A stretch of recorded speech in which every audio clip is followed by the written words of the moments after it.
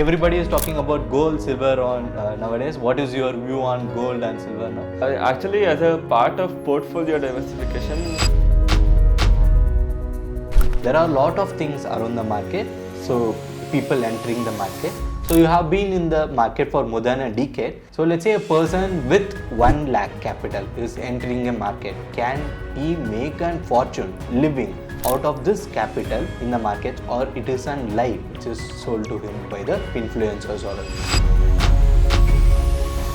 Can you show your verified P&L for last year? As you told, you have made 40% for the year. And can you show what you are going to trade for 2026 also?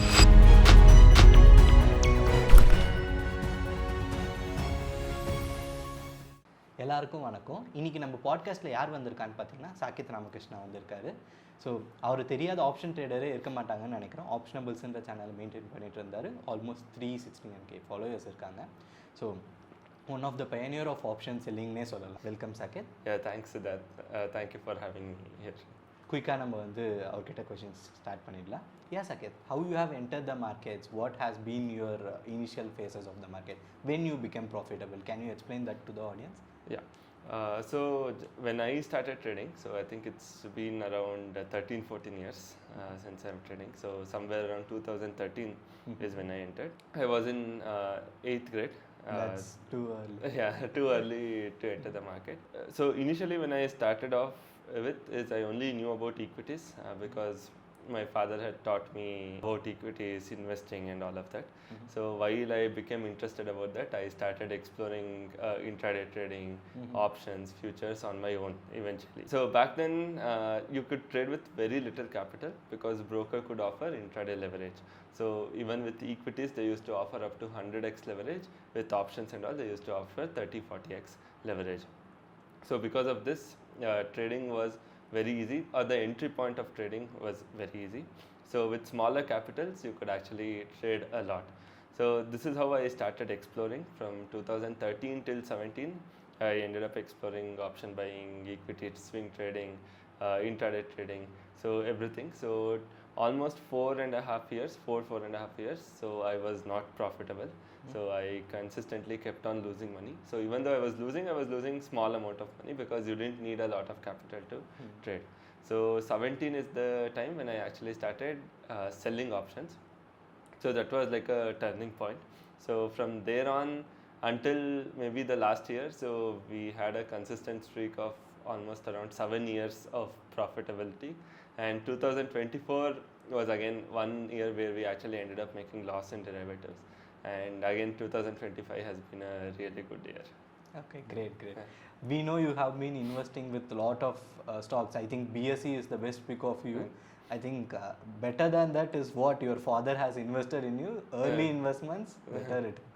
Best returns he has made, I believe. So in last 1.5 years, Indian markets have given literally no returns. Those who have been investing with SIPs, all those people are almost in the state of no return basis. How have been your performance? What is your expectation for the next year and the coming years? So generally if you go by the data, if there is extended period of underperformance, so if you take a look at it, except Indian markets, all the other markets have performed really well, right? So it's been nearly 500 days since any return has come in the markets. So just going purely by the data, whenever we see extended period of underperformance, it will be followed by a period of very good or outperformance. Generally it will be followed by a outperformance period where markets will end up doing really well. So when will that happen? Whether we are going to create a new high in 2026 or 2027 is something which I am not sure of. So nobody can predict when market is going to hit a new high.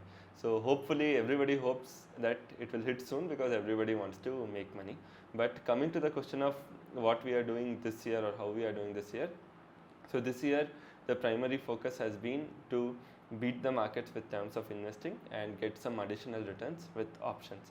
So that way we have done a really good job this year, where we are up almost close to around 40% for the entire financial year, where nearly 28% has come, 27-28% has come from equities alone, and nearly 12-13% has come from options. So one different thing compared to previous time is today our trades are completely automated from equities to options. So everything end to end is automated.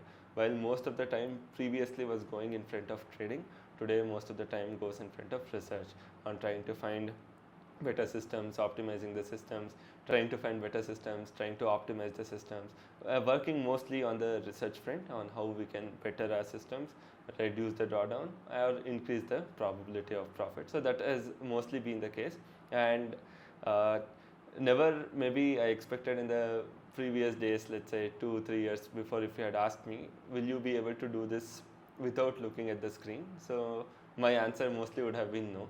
But today it is actually a surprise that if we spend more time on research rather than trading, so you can, today we are at a point with AI where you can automate everything. You don't even really have to sit in front of the screen. Today we are in a phase where we can actually make use of tech and automate trades end to end, and this has been a fantastic year. So the SEBI report says 91% of the people are losing. You are in that remaining 9%. What do you feel you know that the remaining 91% doesn't know that you stand here? There is nothing, I would say, unique that I know, right? So I maybe know lesser than people, like lot many other people who have studied markets, who knows indicators, who have done a lot of things. So the only thing that I have been doing, for example, is just to stick to option shorting strategies from a very long time. So I haven't shifted from there, even though there was a period of year where we lost some money in 2024, somewhere around 5-7% in terms of overall year ended with around 5-7% negative with option trading alone. So I didn't shift from, let's say, selling to buying or try to do something completely different. So equities is one part which is separate, but with options again we stuck to selling. So we took some break, tried to see what more we can do with option selling. So we came back once we felt confident with the strategies, right? So one thing is try to perfect on one simple thing. Second thing, don't try to complicate a lot of things. There is no need, in my personal opinion, to use a lot of tools, to use a lot of indicators, to use a lot of market opinions. Today we don't listen to anybody's market views, we don't listen to anybody's market ideas, because when you are trading, you want to trade your idea, not somebody else's idea. You don't want to trade, if somebody is expecting bullish, you don't want to take a bullish position. So you trade your idea, you trade your strategy, and keep your strategy simple, so that you don't add so many things that it will confuse yourself and execution becomes difficult.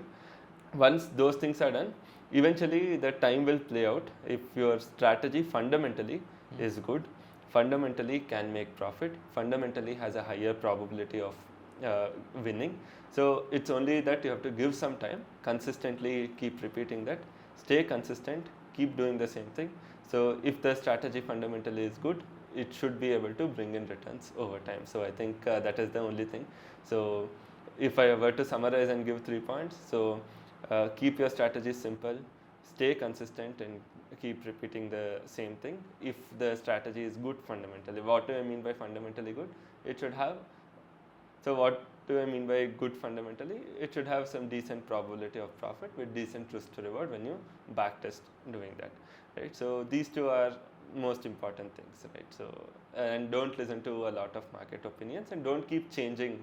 If some strategy gives loss for 2-3 days, you shift to something else, then you shift to something else, so that you can avoid, in my. Okay, you told me 3 points. One is consistent, one is being simple, and don't hear to noises. So let's say if somebody follows a strategy, it is giving losses.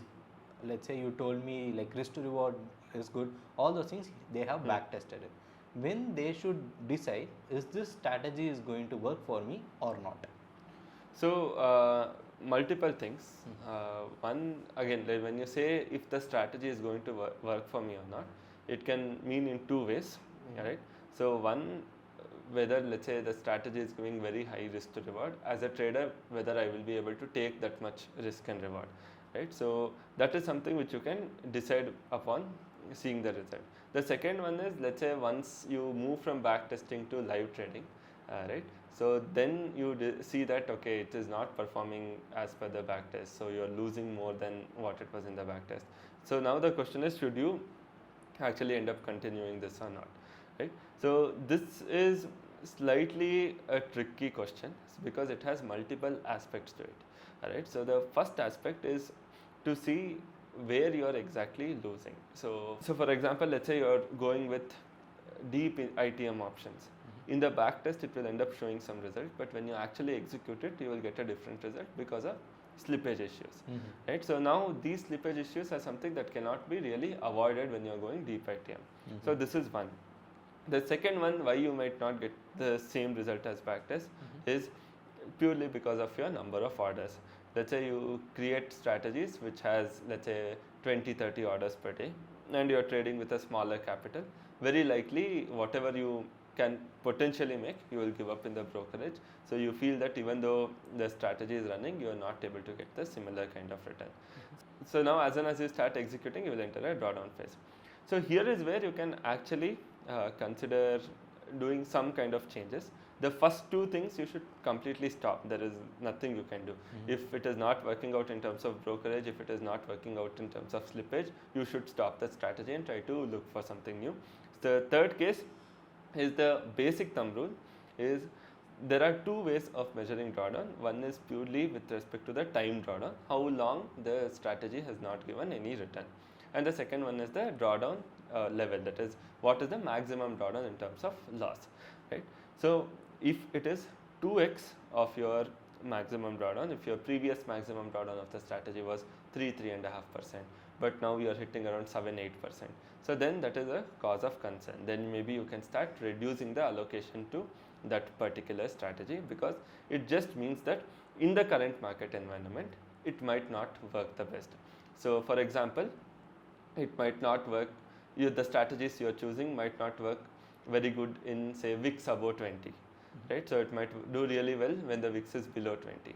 Right, so these are some of the different market regimes or different market scenarios where some strategies do really good, some strategies don't do as good as that, right? So it is time that you see when it is doing well, and if you're hitting around 1.5-2 times of your DD, you should reduce the allocation to that strategy. By how much, it is a discretion. So you can reduce half, you can reduce 75%, you can completely stop using that strategy and try to adapt something new which can fit that regime. So that is how you can maybe shift your options. Okay. What is the biggest drawdown you have went into? What is the real number? How did you manage the psychology during that time? So biggest drawdown, again, there are two terms. One is in equities, one is in options, right? So with equities, it depends on the time frame. The biggest obviously was during COVID, right? So that was the biggest hit we have taken in terms of equities. But back then, we were not so keenly looking at equities, so it didn't bother us that much because we were only looking at options. But biggest drawdown in terms of options was also again during the period of COVID, right? So I think I lost in one wrong trade nearly 17% of the entire capital. So this, if I remember right, is 12th or 13th of March 2020. So it was the expiry day, and we lost expiry day on a Thursday. Leverage was there. We lost heavily with Bank Nifty options because back then we never knew that market could fall 10, 12, 13%. I remember COVID crash started from 14th of March. So actually it started before only. Right. So markets were already down 2%. So I didn't expect it to. So the markets already gapped down 3%, and what happened was 11 or 12% away option was trading at a premium of 80 rupees in Bank Nifty. So I thought it's already down 3%. How much more can it fall? Very likely it is not going to go and hit 10%. So slowly and it was not that suddenly it fell. Slowly and steadily it started to fall, and eventually it went on to hit around 13 or 14% that particular day. So I didn't know that. I thought 10% circuit will come, everything will break. but circuit only comes for Nifty, so it doesn't come for Bank Nifty. So Nifty was only down around 9.5% or 9.2%, but Bank Nifty ended up falling around 12.5, 13%. So that day is where we took the biggest hit. So we were completely levered. Generally, what used to happen is if I enter an option, let's say at 80, my exits also will be quicker. That the 80 option, we ended up exiting at 480 or 490. So because hoping that okay, it will not fall, still 2000 points away, still 1500 points away, still 1000 points away. So you didn't even realize when exactly it had come. So again, complete lack of judgment because we were doing manual trading, right? And that is when we had got the biggest hit. So it was close to around 17 lakh. I think we had lost around 11 or 12 lakh on the same day. So along with that, our portfolio had also fallen. All put together, I think the same day we had lost nearly close to around 20 lakh with the portfolio. So it was like account became like literally 2/3 or 3/4 overnight. That is a very big hit. Generally, like people face it on a particular day or something like that. They won't get sleeps for days together. Those things you would have also hopefully had it. How did you manage the drawdown period and mindset? So actually, there are multiple occasions when like sleepless nights. So it's a very, very common thing as a trader. It happens in two cases when you have risked everything you have had, and you know any swing can damage you significantly. Let's say you're carrying overnight position. Let's say somebody is having 20-30 lakh. You carry 1 or 2 lots, you won't even care what is happening to markets. The moment your lot size increases, let's say you carry 10 lots with 30 lakh. So then you see SGX Nifty or GIFT Nifty is up by 200 points or down by 200 points. Now you will actually start to have some kind of a fear, right? So, and let's say next day it opens and you lose 3-4% of your capital, which maybe you take around 2 months to make 4%, and you lose it in a single day. So these are the times when you actually will end up thinking, oh, what did I do wrong? Where did I miss? So how many number of times I've had that? A lot of times, because we used to take huge risk and huge hits we used to also get in case if it went wrong. But now things have completely changed, right? So now the position sizing is very sober, so we don't aggressively size the position. Even in intraday, stop losses are tight. The portfolios are completely hedged, so there is nothing that I should be afraid of tomorrow. If there's a 5% gap down, what will happen? So we feel okay. We are very well positioned for even 2%, 3%, 5% gap down. So maybe if I were to tell, in last 2.5-3 years, we have at least I have never had such nights. And 2023 was the I would say last time. 2020 was the last time when we took a hit of more than say 5% in a single day. And 2023 or 4 is the last time when we took a hit of more than 3% on a single day. So now the variance is well within 1%. So no matter what. Okay, so you learn from your mistakes. That's how a trader you are. Okay, so I think before 2 weeks also, after this US India trade deal has happened, there was a 5% gap up which has happened. During that time, the lot of option sellers who have sold far OTM options would have blown their accounts significantly. So if you have to tell a number to your trader, let's say he has a 25 lakh account, how much can he carry overnight? How much lots can he carry overnight? So in my opinion, 3 lots with a far OTM hedge should be decent, because 5% gap up, gap down happens once in a very, very rare occasion, right? So even if that is happening, if you're losing anywhere lesser than say 5 to 7%, you should be in a good position to go ahead. Right, so it is absolutely okay to lose 5-7% during such a gap up, gap down, because these are the risks that you take as an option seller. If you are carrying 3 lots and there is a 5% gap up, maximum you can lose is 10%, because your 2x notional leverage, right? So now if you are also having some hedge, so that loss can be cut down to 6-7%, and that should be, in my opinion, fine if you're an option seller, because 5%, 10% gaps are not something that you get to see every now and then. So if you're 3 to 4 lots, you can easily handle, say something like 2%, 1% gap up can be easily handled with bare minimal drawdowns. Okay. How did you manage this India-US trade deal, which was 5%? Luckily for us, even though we had a positional trade, so most of my call options, even though we were doing positional, had gone beyond my stop loss levels. So I had cut it the previous day without having any expectation of the market actually opening 5% gap up. So if you see the previous day, Nifty first 30 minutes was down around 170 points. Right, so from 150, 170 points or so on, and before the close of the day, Nifty had come to 50, 80 points positive. So it had nearly moved 250 points on that same day, and while it had come up positive, all my calls which I had entered initially had hit the SL, and we were completely out of the call positions. Luckily the gap came upside, but if it had come downside, then we would have gotten hit very badly. That's a great remembrance you have towards your trades. What is the worst emotional trade you have took and you got hit also in that trade? There are many actually, lot of them. If you go maybe 2-3 years before also, see, like I would say the trades I used to take, right? So it was like I only used to look for 2:3, sorry, 1:3, 1:4, 1:5 kind risk to reward kind of a bet, right? So many times, like I used to enter the trade, and lot of trades have worked out in the favor. So the only emotional trade I would say is, let's say it comes, hits my stop loss, again starts moving in the direction I want.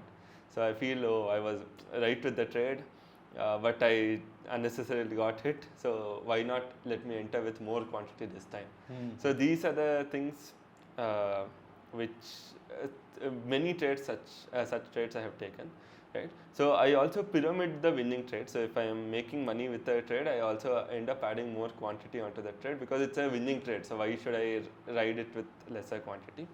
But whenever I have tried to increase my quantity after getting hit, generally it has not worked out that well anytime. Right. So many such examples have happened with maybe something like BSC, Paytm.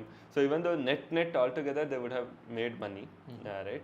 So there are many instances where the same trade I would have re-entered with the hope that I will make money this time, but whatever I would have made during the period, let's say if I had made say 30 lakh from that particular script, so the gains will end up coming to around say 20 to 21 lakh, because with that additional greed, additional this thing, I will end up giving up say 7-8 lakh. So this used to happen a lot, quite a lot, but now it is much better actually. So recently also, emotionally we tend to cut a lot of trades. So recently also there was 1 or 2 futures which we had carried right at the bottom, we cut, and market started recovering again.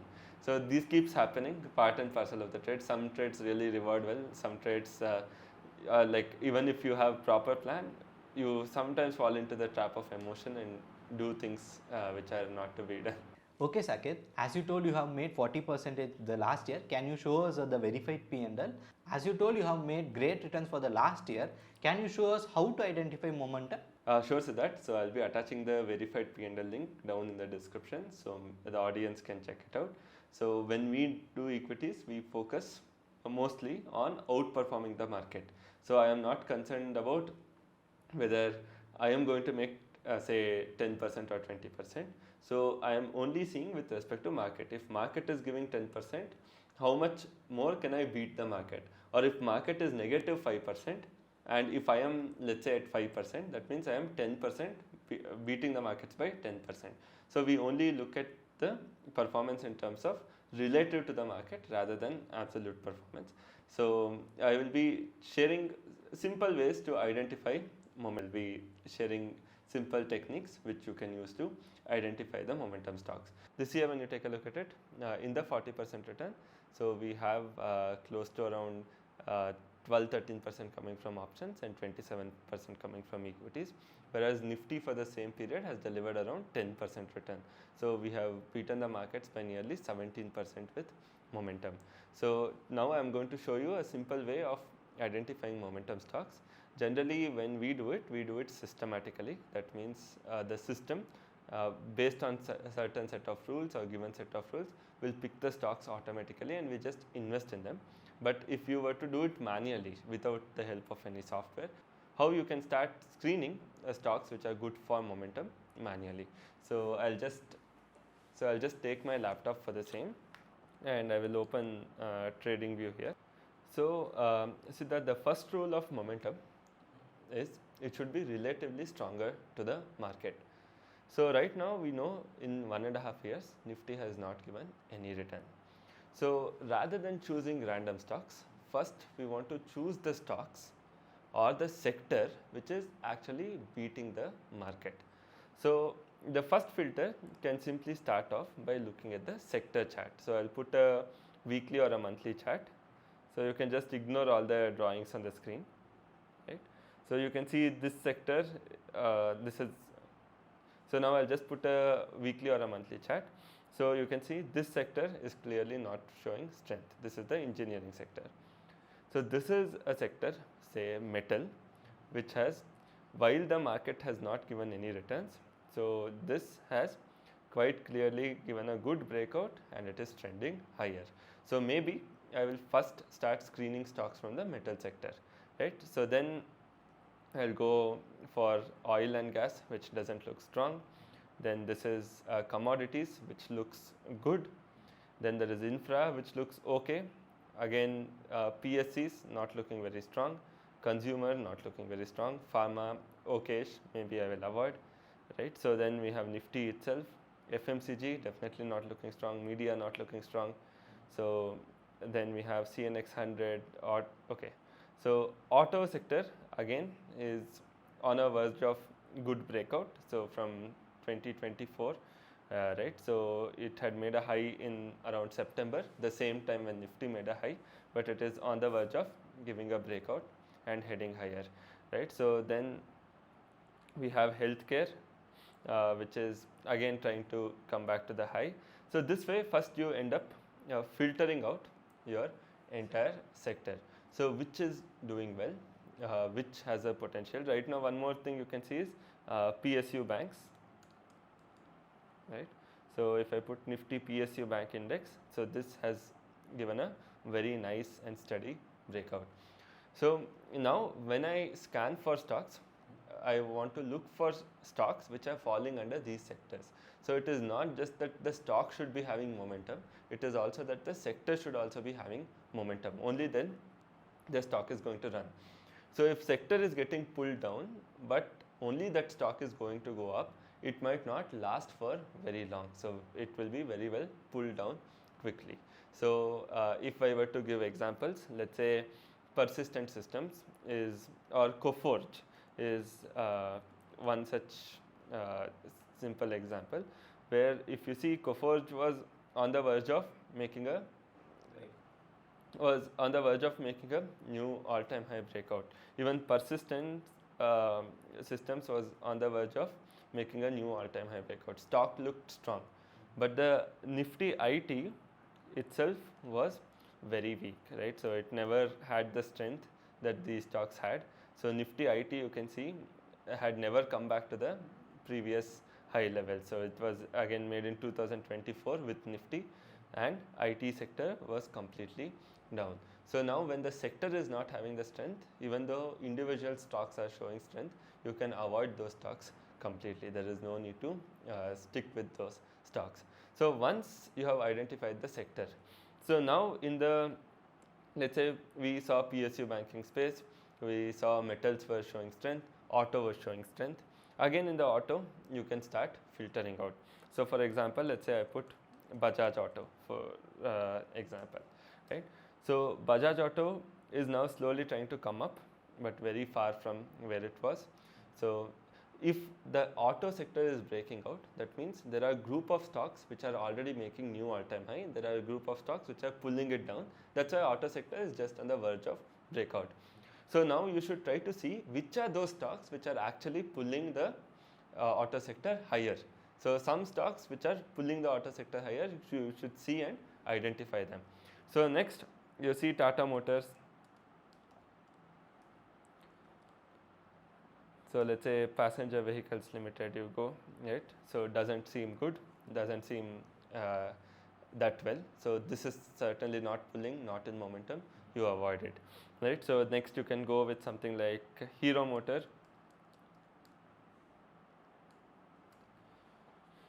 So again, had given a breakout, but doesn't seem so strong, because why I am not calling Hero strong? So even though auto sector was having a similar kind of setup, it was already at a 80H, that is a separate case. If so many Tata Motors, Bajaj, everything has pulled down, right? So there are some stocks which should have pulled up. So we are looking for stocks which have pulled up, not which are at the level of the in the same levels itself, right? So we are looking for stocks which are pulling the index, right? So now if I put something like say TVS Motors, so this stock from the previous high of what was made in 2024 has clearly moved higher. So new breakout has clearly moved higher. So now I know, okay, this stock is in momentum, because when the index is still trying to recover and index has just now recovered, this stock has already run much ahead of it, right? So now if I put something like, let's say, Eicher Motors.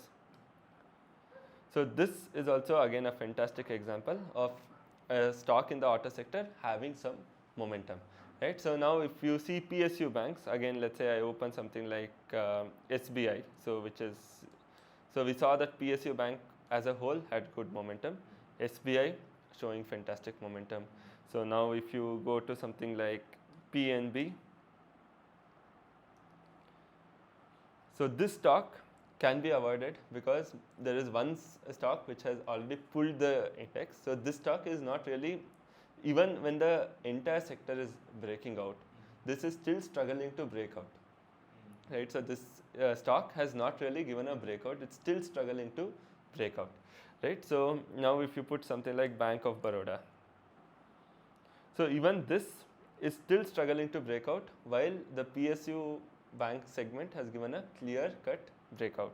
Now if you go for something like Indian Bank, so this stock you can see 2024 July has given a clear breakout, again consolidated and another good breakout. So now these are the stocks which you should actually keep an eye on, right? So one, the sector should have the momentum. Second one, the stock in the sector should have the momentum, because even though sector has given a 80H breakout, there are certain stocks which are pulling the sector up, there are certain stocks which are pulling the sector down, there are certain stocks which are holding the sector. So you always want to go with things which are having momentum, things which are looking stronger than the rest.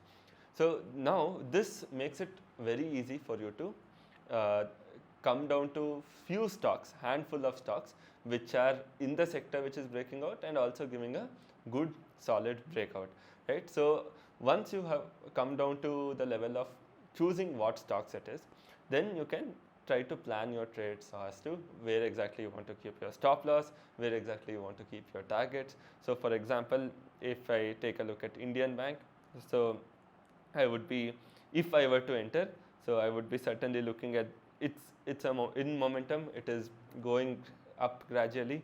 So I would be certainly looking at levels of say something like 912 or 910, which is hardly around 3-4% away from the current market price. So if I'm looking at a 3-4% SL, I would be looking at 2 or 3 times target. So if SL is 3%, I would be looking at 6 to 7 or sometimes even 10% target. So this way you can start looking for high probability, high risk to reward trades. So these are some ways how you can do it manually, right? So now if I go back to SBI again, right? So now if you take a look at Indian Bank and SBI, right?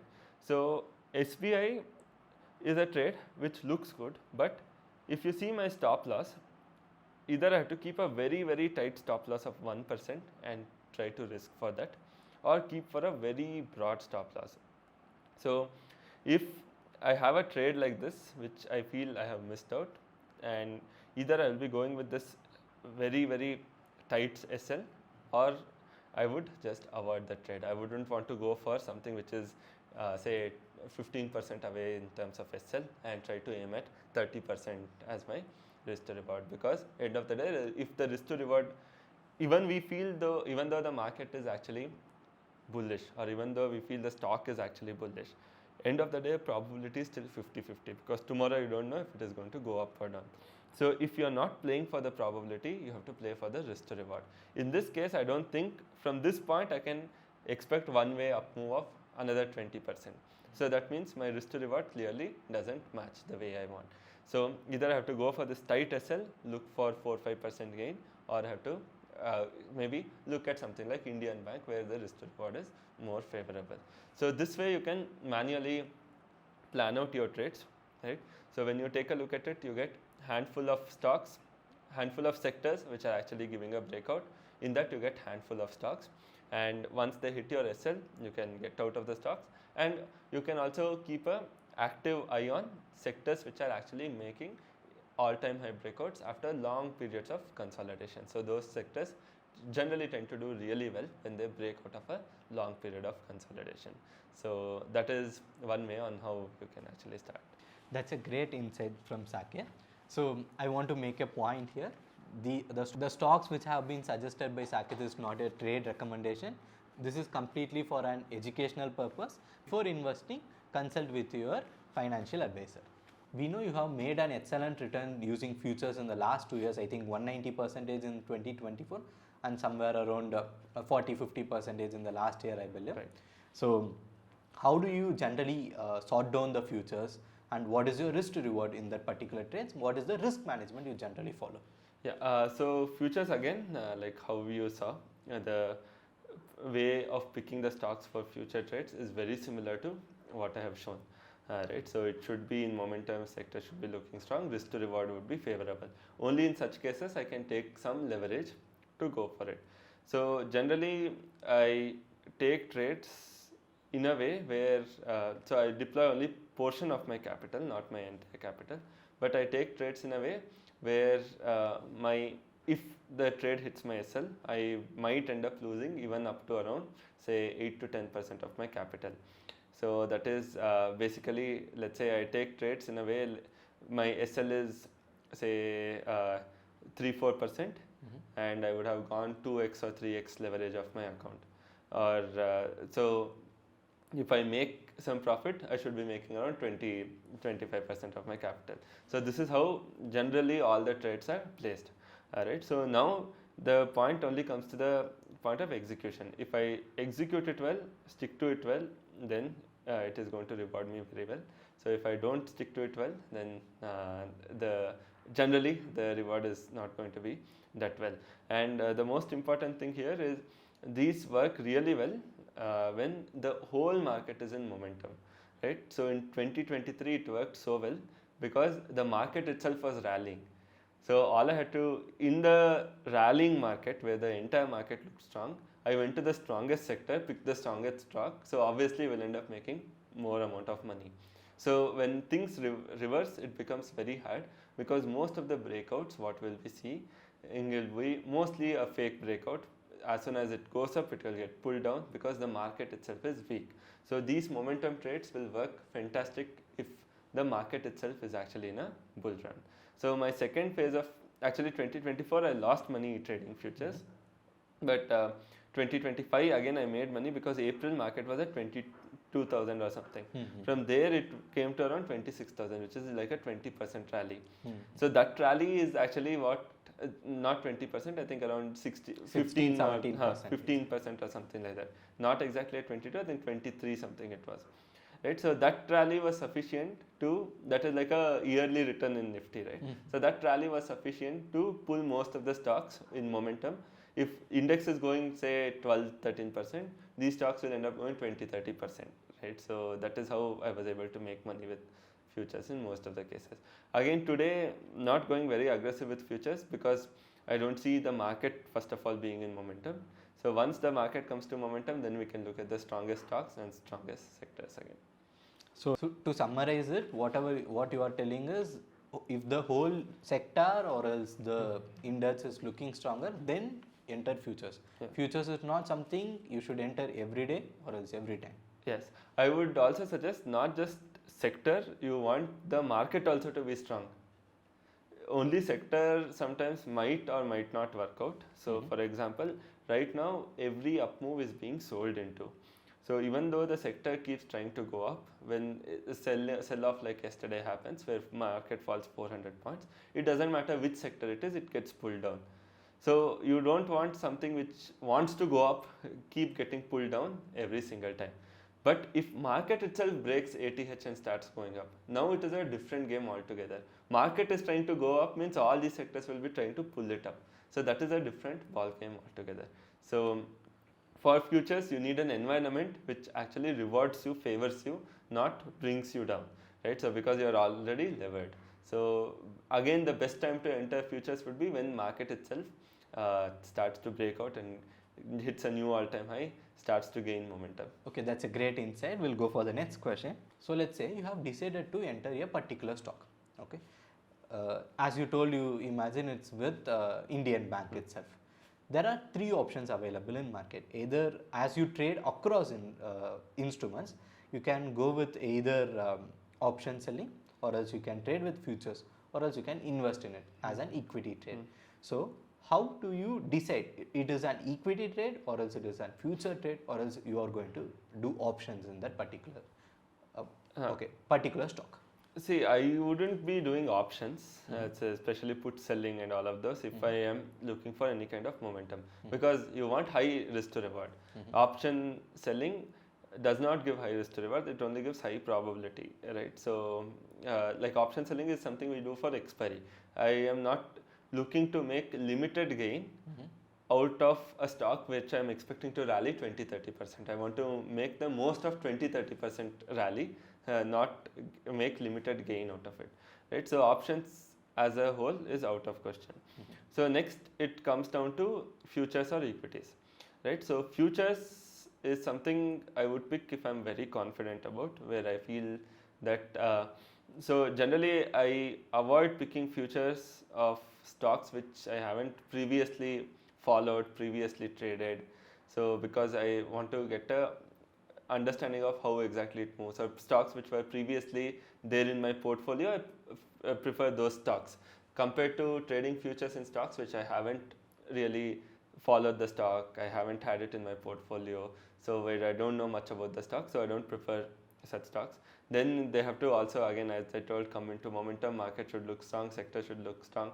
All of these, like getting satisfied is when you want to go and big bet with leverage. So if not, there will be certain portion of my overall funds which will go into as equity investments. Okay, I think this gives you an idea. After you decide to enter a particular stock, you should go with equities or futures as well. We'll go with the next question. What is the best trade you have taken till date? What is the logic behind entering the trade? How much time you have holded that particular trade, and what is the reward you got it? Maybe the real number you can tell, that will be interesting. So actually the best trade I have taken, like if you were to see in terms of futures, is like three, I would say. One is in BSC, Solar Industries, and Paytm. Why I am picking these three is it was perfectly executed end to end.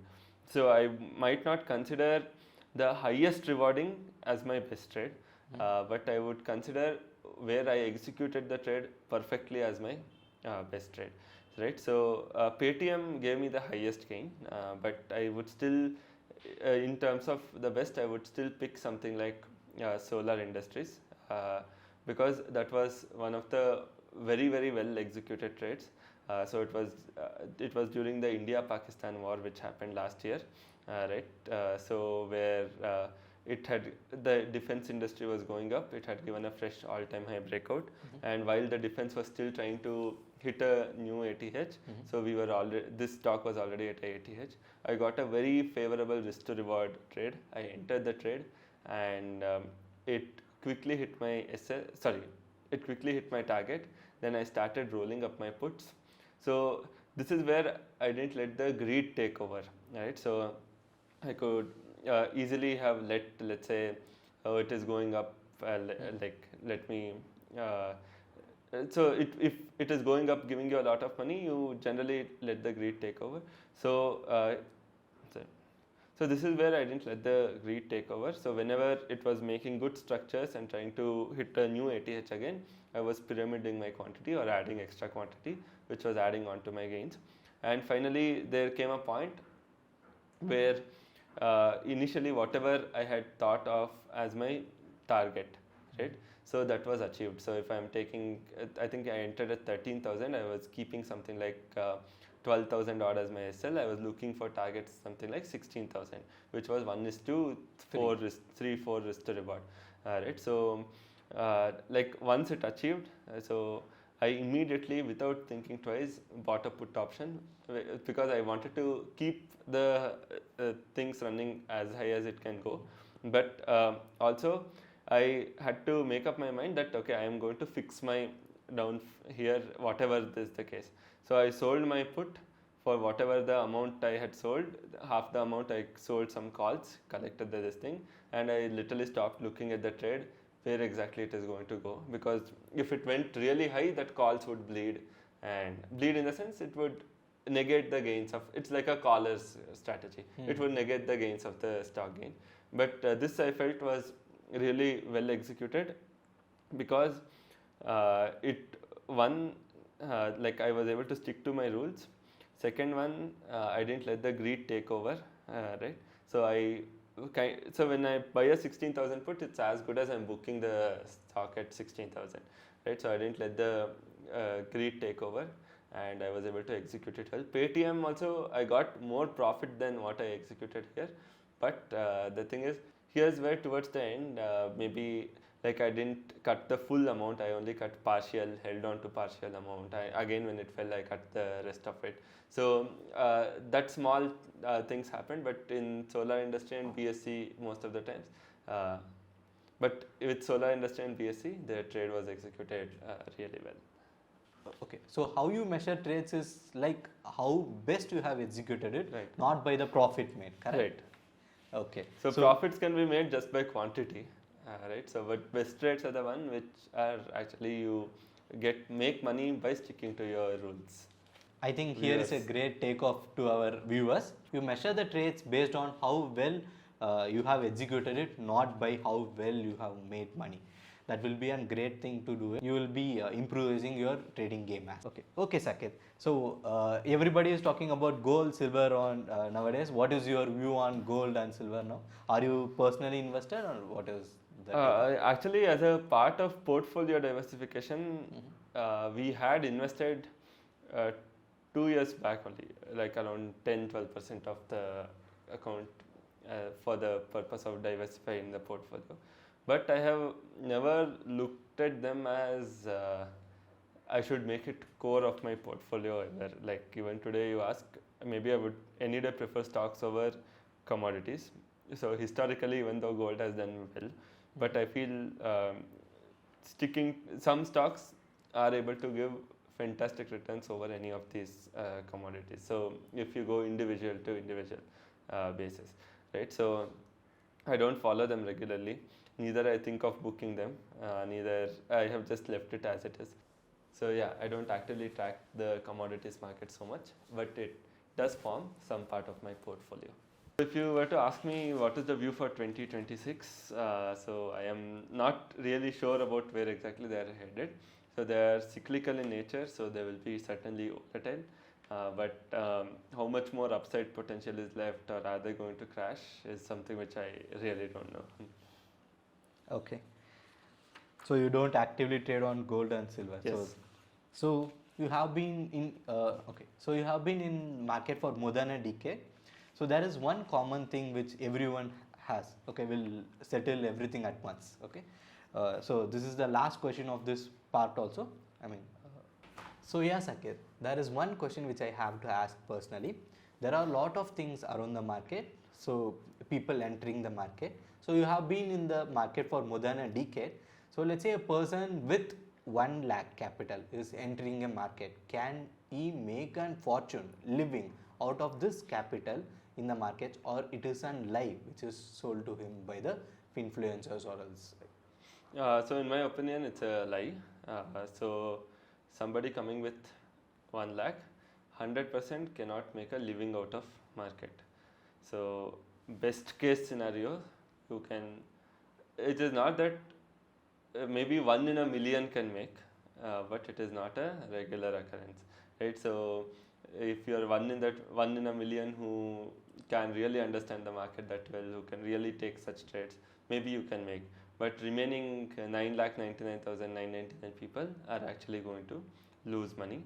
The reason is markets as a system is not designed, or trading as a system is not designed for people having lower capital. It is mostly for people having higher capital to hedge their portfolios and so on. That is why the intention of designing a F&O concept was, right? So it was never for the people with lower capital, right? So that is the major difference. So now most of, when you come with a smaller capital, most of the profit what you earn, you will give it to brokerage charges, everything, and you will be left with absolutely nothing, almost close to zero. On top of that, if you were to make, let's say you feel that I have 1 lakh capital, I want to make 10,000 rupees every month to stay happy, right? So to get this 10,000, you should be realistically achieving somewhere around 20,000 or 22,000, because after all your charges, brokerage, STT, GST, stamp duty, you might end up getting 10 to 12,000. So now realistically, it is not possible in any of the business to consistently keep making somewhere around 20-25% every single month, right? So it is near to impossible to get such returns on a consistent basis every single month, which clearly goes to show that you cannot make a living out of it, but you can certainly invest. So there is no harm in investing.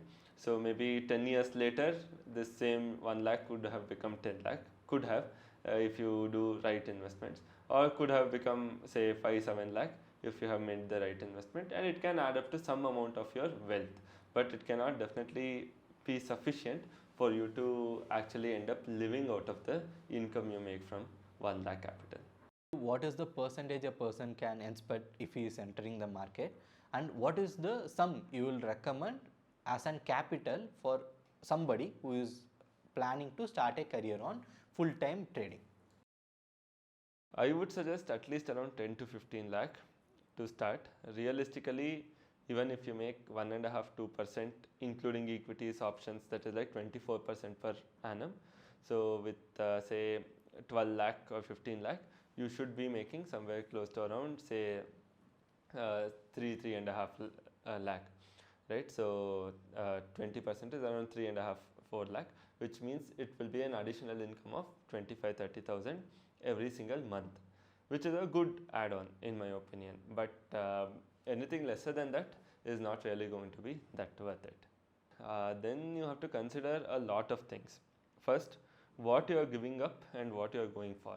If you are giving up a job of say something that is paying you 50,000 rupees and you expect to make 50,000 from the markets, it is a foolish decision.